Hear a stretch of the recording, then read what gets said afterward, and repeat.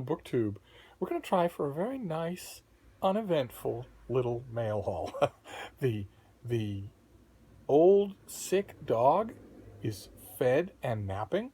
The sparrows are fed and napping. The muscular teenagers are fed and napping. There should be no problem getting through this. It's only two packages, one envelope and one box. So we're going to give that a try. This will be probably a short video. I doubt even I could get two packages up to 20 minutes. But let's see what we have, and hope for no weird interruptions. Not much to hope for, is it? Okay, so the first one is history.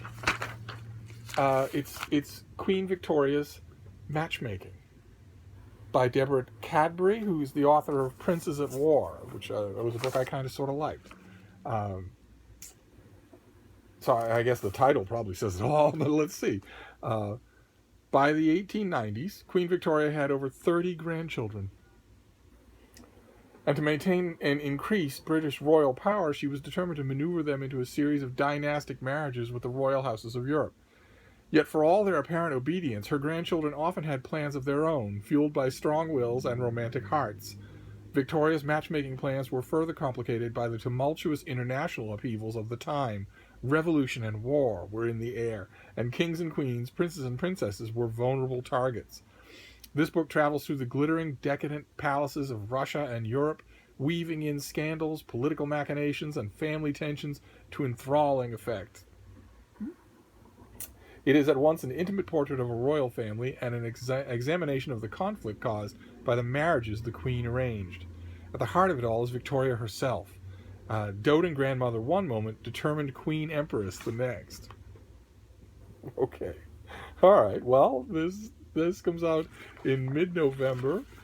Are we going to have? Okay, so it doesn't have an index, and it doesn't yet have a bibliography, but it does have notes. So what have we got for? Let's pick at random here. Oh my! Oh goodness gracious! Okay, fantastic. So in a whole page of notes, there are references to secondary works maybe once or twice, and all the rest of it is Royal Archives. It's fantastic. That means that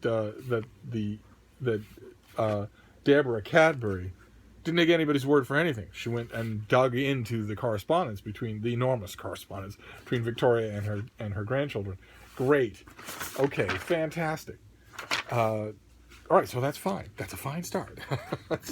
And now let's try the box without catastrophe, without anything going wrong, without anything interrupting, without the phone cutting off, or anything like that. What have we got here?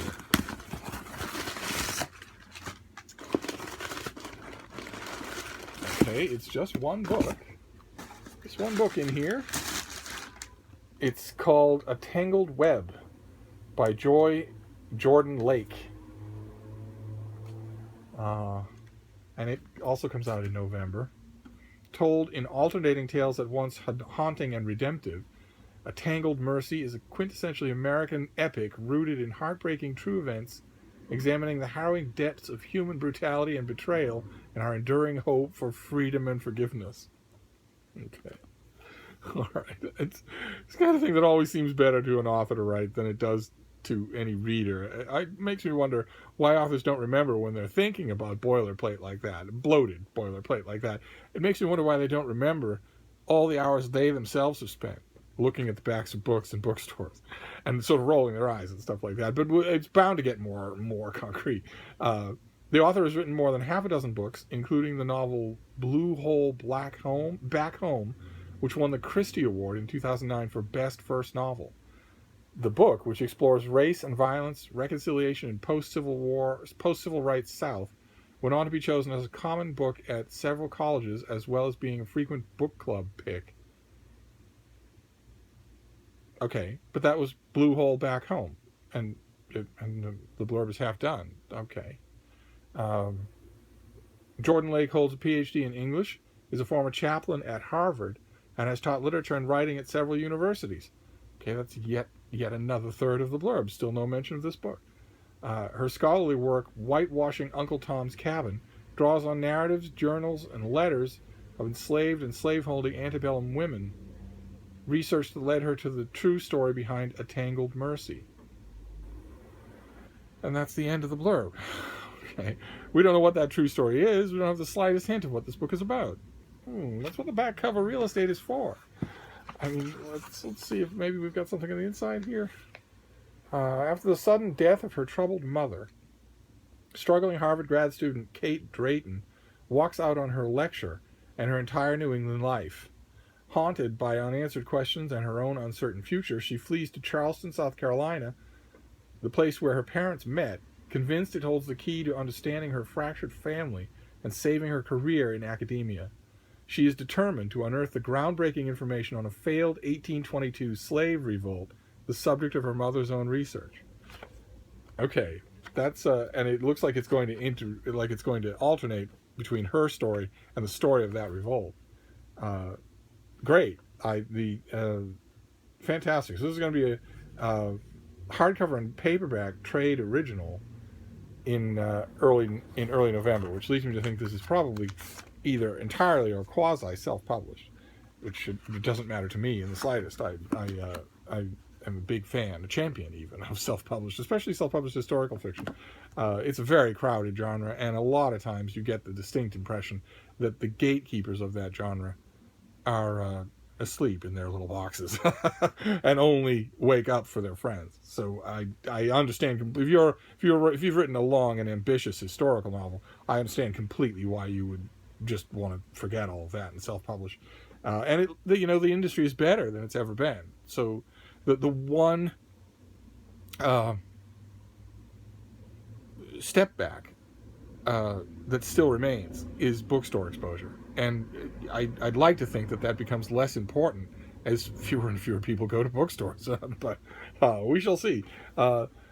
That's great. The only advice that I would give to the author would be that, as horrible as it is to say, probably if you've got this book stacked in a bookstore, which if it's self-published you won't, but let's say you did, probably out of 100 customers that sees this cover, 50 are going to pick it up and read the back, and of the 50 who are willing to pick it up and read the back, maybe 15 are willing to see that tells them nothing and then go looking for more. Maybe 15 out of 100. So don't waste that real estate.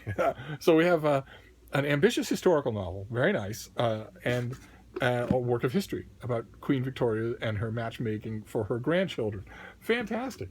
And also, we got through the whole thing without a problem. I'm hoping this bodes well for the future. So I'll wrap it up here so as not to tempt fate, and I'll see you soon. Thank you, BookTube.